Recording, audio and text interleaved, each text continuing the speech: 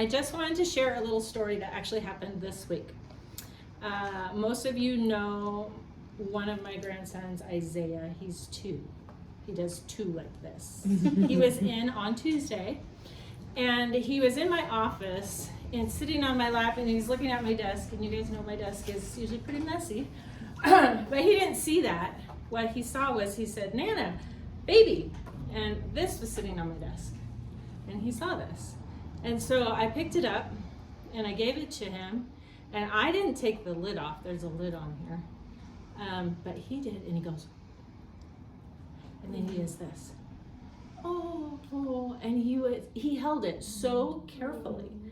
And I just stood there kind of like amazed, thinking, here's this little boy. He's never been to a pro-life class in his life. He doesn't even have sisters that play with dolls. And yet he knows the sanctity of life, right? I mean, he's 2. He can barely do this, and yet he knows. And it just reminded me that we know instinctively, and so we just need to learn how to reawaken that in people. I heard once someone say, when someone is pro-abortion, and I love that saying better than pro-choice, pro-abortion, tell it what, like it is, ask them, when did you become pro-abortion? Because, really from the beginning, we are all pro-life, because that's the way God created us. And so that for me was just a really good reminder. And I want to talk today about, this is Isaiah, in case you haven't met him. Isn't he just adorable? Sorry.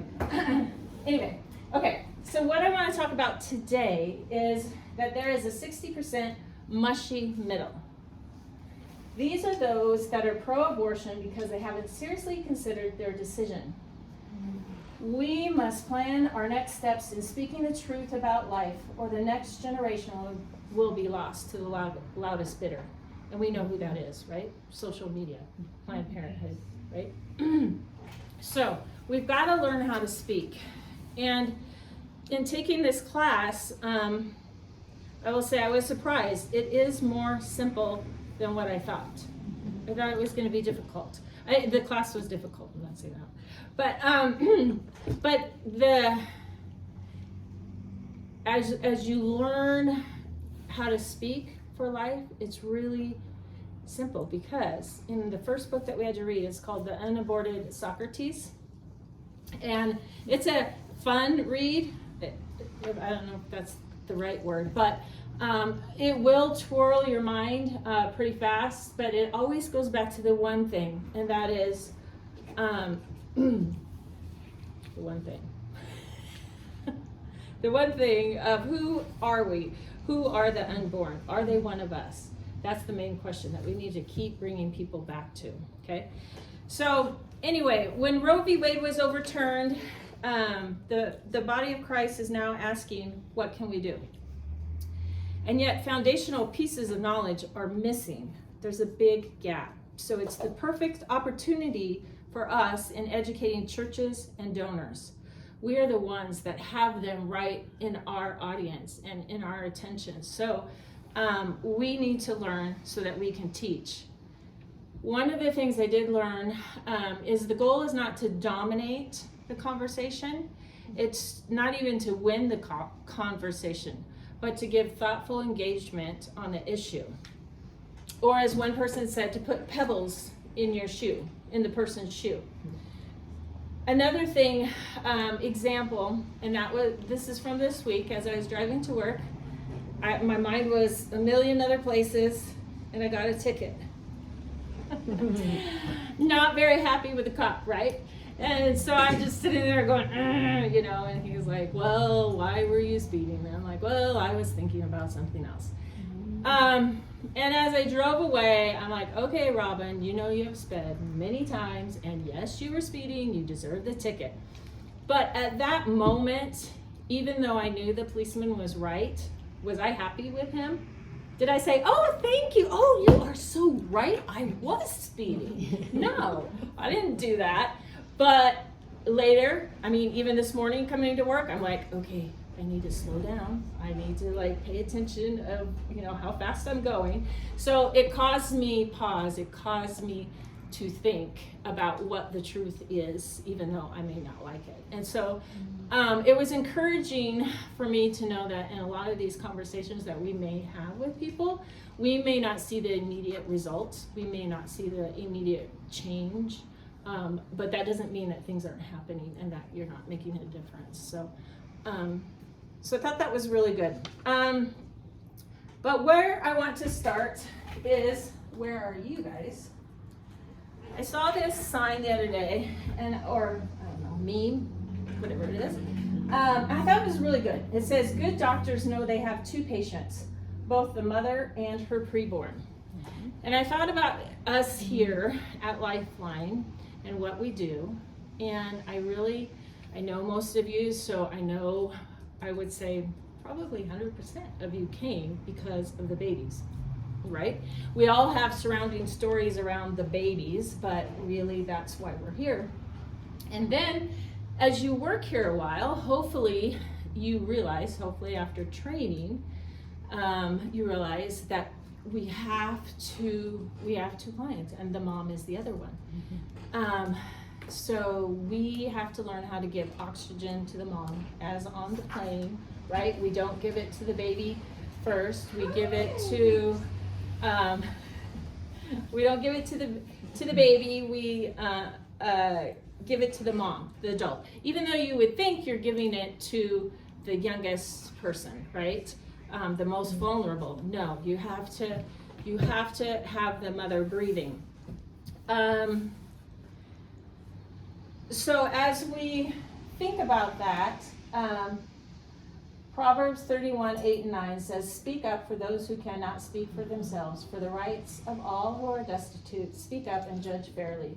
Defend the rights of the poor and needy.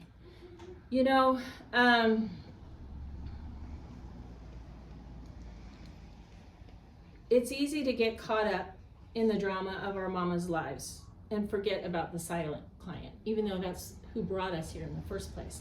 But now we're hearing in our rooms, I don't have money.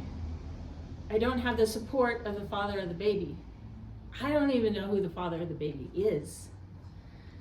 And maybe I don't have any desire to be a mom yet. It's not in my plans yet.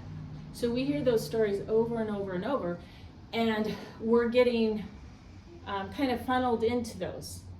And so I want us, as we are talking about the case for life, we're talking about how to advocate for the baby. But you guys have a very special role. We also get to advocate for the mom. So it's finding the tandem thing, as the doctor knows, of how to protect and how to care for both. And it's a hard thing. But today we're talking a little bit more on how to care for the babies. So what I learned in class, is it going to be something that I use in the client room? I would say yes and no. Some of the things I learned aren't things that I will say in the client room, but I believe they are so very important as a foundation of what we do. It's like doctrine is to religion, right? It's what holds together and formulates what you do. It's not necessarily that you'll use it in every conversation, though there are definite times to use it. And as you become more comfortable with it, you'll see even more opportunities. I think one of the best ways we can use language like this is in educating our clients that aren't necessarily thinking about abortion when they walk in. So, we all have the abortion vulnerable, the abortion minded client, but we also have clients who are just coming in because they don't have a lot of support. They don't have a lot of family. So that's the time we can talk to them and encourage them to talk with us about what they believe about abortion. What an incredible opportunity to teach. The abortion-minded client, at the point she comes to us, is most likely in need of oxygen rather than a deep conversation on the evil of abortion. However, another area we can advocate for life and our silent client is at our church and with our donor population. The Life Forum that we held in January was for that very purpose. We had over 10 workshops, and I'm just very proud of Lifeline for what they did in doing that. It just gives that education to all of those donors that are wanting to help and showing them that there's more than one way. The banquet speaker that we have lined up for this year is Autumn Lindsay, and she speaks for Students for Life. And again, one of the reasons we're bringing her in is for education. We're having her speak at the Nampa High School, Nampa Christian, to the students, and then again at the banquets. But it's about educating people, because there's a lot that are saying they're pro-life, but they don't really know what that means. And so we are at the perfect opportunity to teach more of that. All right, so what did I learn in class? First of all, I want to say I'm very proud of Cindy for taking the class, because it's been 3 months since January, and it was not easy, and she has only been doing pro-life. Well, I mean, she's been working at Lifeline for 8 months now or so, and so to jump in a class like this, she didn't really know what she was getting into. I was just like, come on, Cindy, let's go. And so I've just been very proud of her taking this. But anyway, so some of the things that Cindy said, I'm also gonna talk about, and the one is first, simplify the issue. What are the unborn? Are they one of us?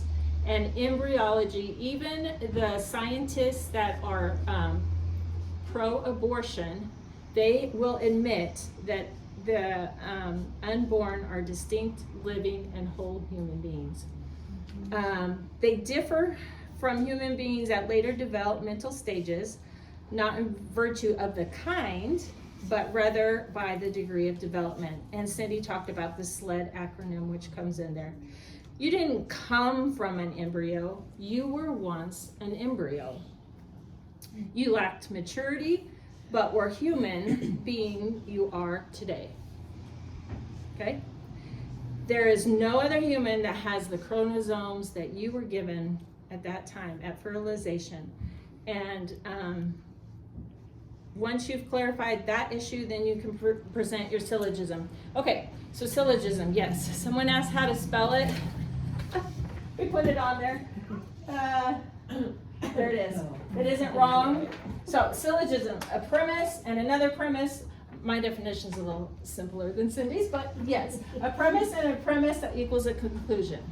Okay, when I first saw that on the syllabus, I was like, I shouldn't be taking this class. I don't know what that word is. I don't know how to say it. I don't know how to spell it. But now I have learned how to say it. I'm still not sure you know how to spell it, but understanding that that is our argument. And the interesting thing is, I actually saw this posted on Scott's Facebook page before I even took the class. And it said, here's a 3-second, thing that everyone needs. And I was like, oh, that is it. And then it was kind of cool, because then when I took the class, I realized this really is it. Like, this is the pro-life movement. It's wrong. And we broke this down in class, because in case you're wondering, well, what does that mean? Or what about that? We went through each word in here and each sentence, but it's wrong to intentionally kill an innocent human being. Abortion intentionally kills an innocent human being, therefore abortion is wrong. So when you're talking to someone, if you have already established that the unborn are human and they're one of us, then you can start with this, and they'll try to do all kinds of things, right? They will dismiss, they'll assume, they'll attack, and they'll assert. And those are incorrect ways of actually arguing. And I am using the term arguing. You're not arguing, but it is a debate. So in debate terms, I'm using that, right? I don't know if I'm using that correctly, but I don't want you to think we're going to sit here and argue with people. That's not the point. But the point is, they have to prove this wrong. The burden of proof is on them. One of the things, and I can't describe this really good yet, but I just want to put it out there. One of the things in this book that Scott talked quite a bit about was trot out the toddler. So he said there are a lot of reasons people use for having an abortion. So we'll talk about one that we hear a lot. I don't have enough money. Okay, he says, whenever you hear something like that, you can think in your mind, can I trot out the toddler? Does this work with a 3-year-old? I don't have enough money, so I'm going to kill my 3-year-old. Doesn't work, right? So again, if you've already set up this premise of that the unborn are one of us, they're just not at the fully developed state, they're at a different developmental stage, then all of this just falls in order. Like I said, yeah. And then the third thing I want to talk about is using photos. And I've been doing this for quite a while, and it used to be you don't show photos. Like that was, oh my goodness, you know, there's so many women that have had abortions and that will trigger them and that will cause them trauma. And again, I think there's a time and a place for all of that. But I do think, and I'm not talking about Lifeline, I'm talking about when you're doing a presentation on abortion. I totally agree with this. Just recently at our last staff meeting or in service, we watched The Silent Scream, and I know that was difficult for a lot of you. The Abort 73 video on the Magic Birth Canal, that's kind of humorous, but that was another good one. And actually Abort 73 has another video out that's very good. It's like an updated version of The Silent Scream. And I would encourage you guys to watch that. I'm not going to show all that, but I am going to show you just a couple pictures here. And this is the saying that I love the best. When you use abortion photos, abortion protests itself. That means I don't need to say anything. And what was kind of interesting to me as I went back and was reviewing for today, in the beginning of this book, which Scott wrote, he talked about back in 1990, and you know, he's very, what would you call it, intellectual? I don't know, sorry. He went to a pastor's breakfast in 1990, and he was shown a 7-minute video depicting abortion, and he said a few months later, my whole life was forever changed. So even someone that uses intellect, it can be very moved by pictures, and so it's very important. And I want to say, if you can't look at it, if someone is for abortion and they can't look at the pictures, then they can't be for it. There is a reason why it's offensive. There's a reason why Facebook is blocking these pictures, right? So anyway,